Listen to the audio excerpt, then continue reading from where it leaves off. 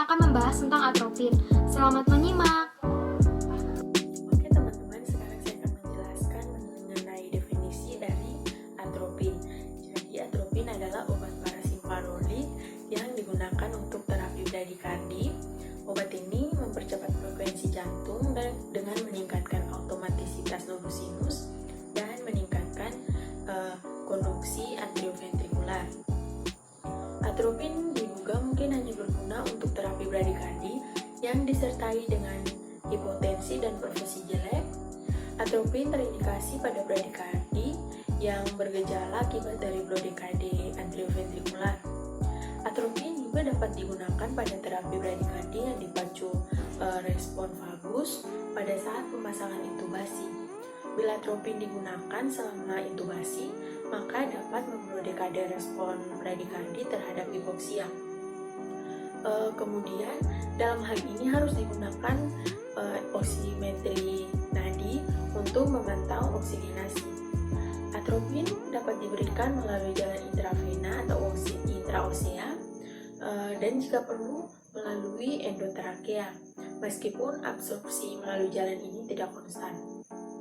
Atropin dapat menimbulkan bradikardi paradoks bila digunakan dalam dosis yang kecil. Oke teman-teman, tahu tidak apa nama paten dari atropin dan apa sih nama generiknya? Jadi nama paten dari atropin sendiri yaitu atropin dan nama generiknya ialah atropin sulfat. Kemudian sediaan bentuk obat dan komposisinya. Jadi ada 3 jenis. Yang pertama jenis injeksi tersedia dalam 0,25 mg per mililiter, kemudian 0,4 mg per mililiter dan 0,6 mg per mililiter dan yang terakhir 1 mg per 1 mililiter. Nah yang kedua, jenis kedua yaitu ophthalmic solution tersedia dalam 0,5% dan 1%. Dan yang ketiga, jenis sediaan tablet tersedia dalam 0,25 mg dan 0,5 mg. Atropin termasuk golongan obat keras. Atropin diklasifikasikan ke dalam obat-obatan antikolinergik atau antiparasimpetik. Indikasi obat atropin diberikan dalam kondisi seperti bradikardi, mengurangi sekresi, mengendorkan kejang usus dan lambung, dilatasi pupil, merelaksasikan kandung kemih, dan untuk menghasilkan midriasis pada pembiasan. Sedangkan obat atropin tidak diindikasikan terhadap kondisi seperti glaukoma, penyakit obstruksi, paru-paru kronis, takikardi, dan penyakit jantung. Selanjutnya yaitu efek samping. Setiap obat memiliki efek samping yang berbeda-beda atau reaksi yang berbeda-beda di setiap individu. Efek samping atropin yang pertama yaitu penglihatan menjadi kabur. Umumnya ini terjadi pada usia lanjut atau penggunaan dosis yang besar. Atropin dapat menyebabkan pelebaran pupil atau yang sering dikenal dengan dilatasi pupil. Efek samping yang kedua yaitu fotofobia, yang sering dikenal dengan konstiasi kulit panas dan sensitivitas terhadap cahaya. Overdose atau penggunaan dosis yang besar atau yang berlebih menyebabkan gejala muka merah dan panas, yang sering dikenal dengan flushing. Efek samping yang ketiga yaitu retensi urin, di mana atropin ini bisa menghambat parasympathetic control dari kandung kemih dan saluran gastrointestinal. Efek samping atropin yang terakhir yaitu mulut menjadi kering. Sudah dijelaskan tadi di indikasi bahwa atropin bisa mengurangi produksi lendir yang berlebih, maka otomatis atropin bisa membuat mulut menjadi kering, sehingga pada pengurangan sekresi bronkial dapat menyebabkan dehidrasi, residu sekresi, pengentalan sekresi, maka jika itu terjadi akan susah untuk dikeluarkan dari saluran pernafasan. Saya akan menjelaskan mengenai farmakodinamik dari atropin. Atropin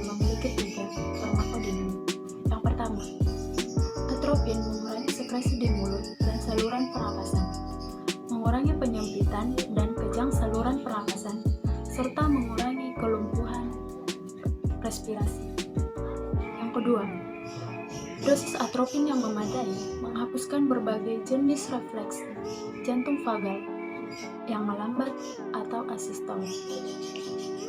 Obat ini juga mencegah bradikardi atau henti jantung yang dihasilkan oleh stimulasi vagus. Atropin juga dapat mengurangi tingkat blok jantung parsial ketika aktivitas vagal merupakan faktor etiologis. Dan yang ketiga, atropin dalam dosis klinis melawan dilatasi perifer dan penurunan tekanan darah secara tiba-tiba. Dosis sistemik sedikit meningkatkan tekanan sistolik dan diastolik yang lebih rendah dan dapat menghasilkan hipotensi postural yang signifikan. Kadang-kadang, dosis terapi melebarkan pembuluh darah di kulit dan dapat menyebabkan panas berlebih karena penekanan aktivitas kelenjar keringat. Selanjutnya, saya akan menjelaskan tentang farmakokinetik dari atropin. Yang pertama, absorpsi. Atropin diserap dengan baik setelah pemberian secara intramuskular dan konsentrasi puncak atropin terjadi dalam 30 menit. Kemudian, penghambatan air liur terjadi dalam 30 menit dan peningkatan denyut jantung terjadi dalam 20 menit sampai 1 jam. Sedangkan melalui intravena, efek kerja atropin hanya terjadi dalam 2-4 menit saja. Selanjutnya yang kedua, distribusi. Atropin didistribusikan dengan baik ke berbagai jaringan tubuh. Ini memiliki volume distribusi yang besar, sekitar 2 liter sampai 4 liter per kilogram, dan menunjukkan variabilitas antar individu yang tinggi dalam peningkatan protein serum. Yang ketiga, metabolisme. Atropin dimetabolisme di hati dan diekskresikan terutama di dalam urin. Metabolisme atropin dapat diinhibisi oleh zat pestisida seperti organofosfat. Sekitar 30-50% dari dosis yang diekskresikan tidak akan berubah di dalam urin. Dan sejumlah kecil atropin juga dapat dihilangkan di udara sebagai karbon dioksida dan di dalam feses. Yang keempat, ekskresi. Atropin memiliki paruh waktu sekitar 2-3 jam di dalam darah. Sekitar 30-50% obat yang masuk ke dalam tubuh diekskresikan ke dalam urin sebagai bentuk yang tidak diubah. Ekskresi obat juga dapat terjadi di dalam air susu ibu. Berikutnya, saya akan menjelaskan mengenai dosis dari atropin. Dosis atropin dibagi menjadi dosis untuk dewasa dan dosis untuk pediatrik atau anak-anak. Untuk penyakit bradikardi, dosis untuk dewasa yaitu 600 mikrogram, sedangkan untuk pediatrik 20 mikrogram per kilogram. Dan untuk penyakit toksisitas organofosfat, untuk dewasa dosisnya adalah 1,2 mg, sedangkan untuk pediatrik 20 mikrogram per kilogram.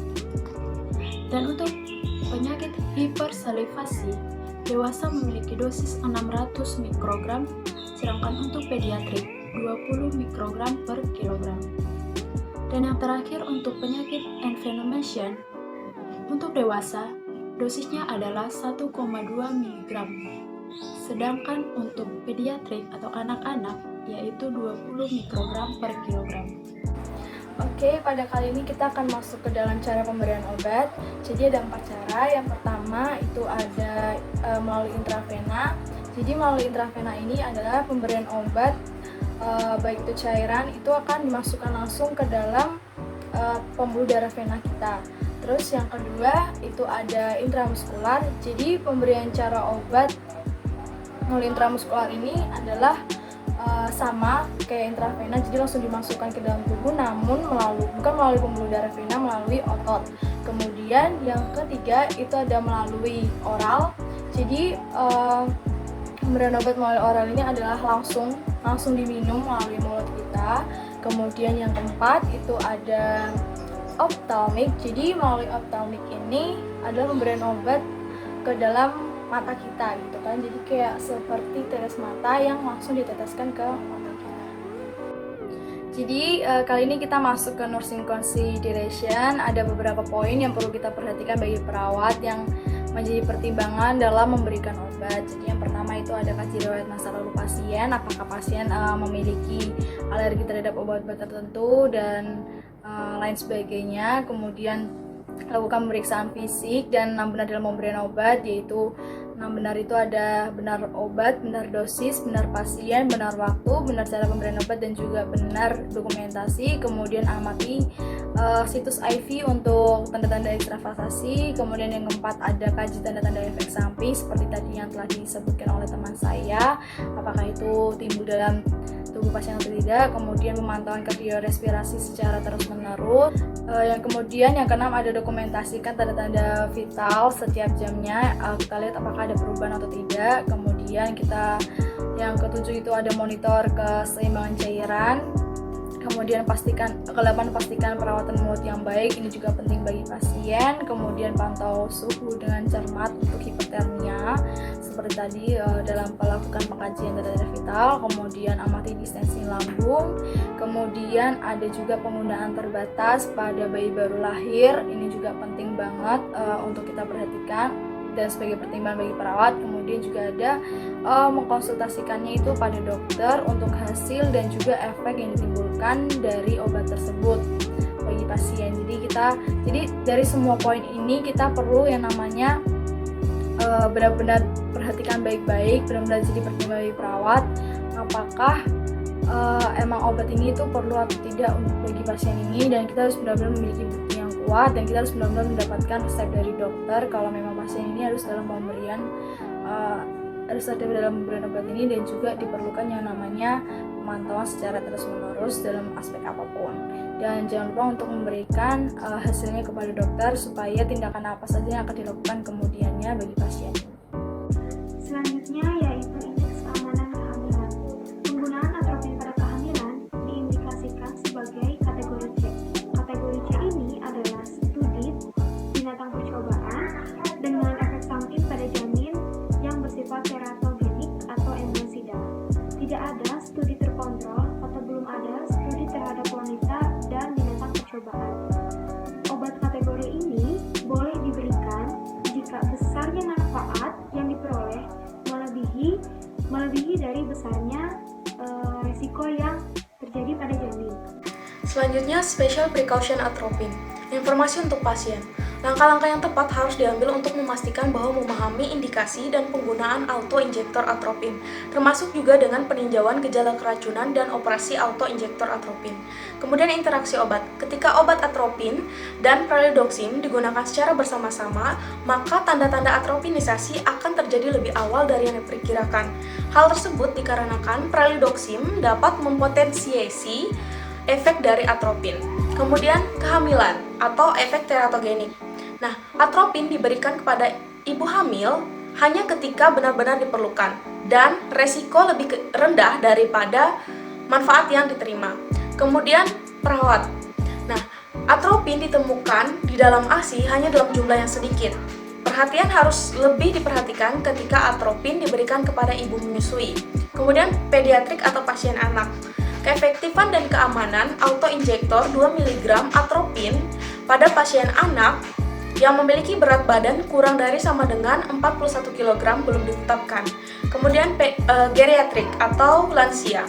Nah, pemberian auto-injektor pada lansia harus benar-benar diperhatikan mulai dari dosis ANGE yang mencerminkan frekuensi penurunan fungsi ginjal, hati, atau jantung, dan penyakit menyertai atau terapi obat.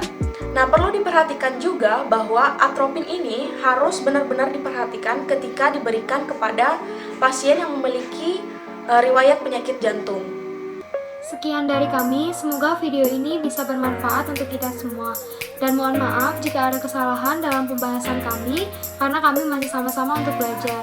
Terima kasih, Tuhan Yesus memberkati.